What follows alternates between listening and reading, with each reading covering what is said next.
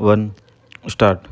उपाध्यक्ष महोदय, केंद्र सरकार ने पहली बार यह साहस भरा कदम उठाने का निश्चय किया है कि रेलवे लाइन को उखाड़ने या तोड़फोड़ करने वालों को मृत्युदंड दिया जाए। दुनिया के सभी देशों में राष्ट्रद्रोहियों को, चाहे वे जासूस हो या तोड़फोड़ करने वाले, इस तरह के कठोर दंड दिए जाने की व्यवस्था है।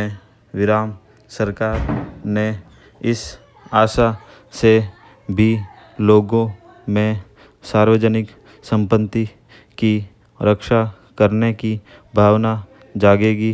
इस तरह की कानून व्यवस्था से बचने की कोशिश की।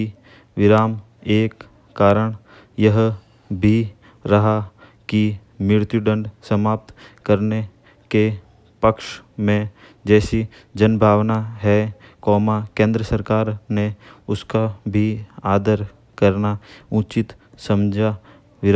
यही वजह थी कि 7 साल पूर्व जब भारतीय रेलवे कानून में संशोधन किया गया, तब 3 से 7 साल तक की कठोर कैद की ही व्यवस्था की गई। लेकिन इतने दिन तक संशोधन कानून पर अमल करने के बाद सरकार को बाध्य होना पड़ा कि वह तोड़फोड़ करने पर उतारू तत्वों के खिलाफ कठोर कार्यवाही करे। सीमाओं की रक्षा करने वाले जवान के ले जाने वाली ट्रेनों में भी तोड़फोड़ की घटनाएं होने के बाद तो सरकार के लिए और भी आवश्यक हो गया कि वह इस दिशा में शीघ्र कोई कदम उठाए। रेल दुर्घटनाओं के संबंध में बासु समिति ने जो रिपोर्ट दी, आवश्यकता इस बात की है कि सरकार उसकी बातों को सामने रखे।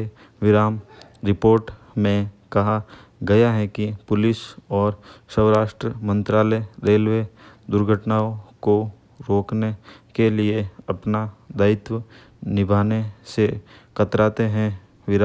रेलवे जांच के बाद जिन दुर्घटनाओं के लिए तोड़फोड़ करने वालों को जिम्मेदार ठहराया जाता है, पुलिस अपनी सहमति प्रकट करती है और जहां यह मानती भी है कि दुर्घटना तोड़फोड़ के कारण हुई, वहां ऐसे लोगों को गिरफ्तार करने में ढिलाई बरतती है। बासु समिति ने कहा है कि पुलिस ने 27 तोड़फोड़ की घटनाओं में से सिर्फ 13 को ही स्वीकार किया और इनमें से सिर्फ 7 घटनाओं में वह मुलजिमों का पता लगाने में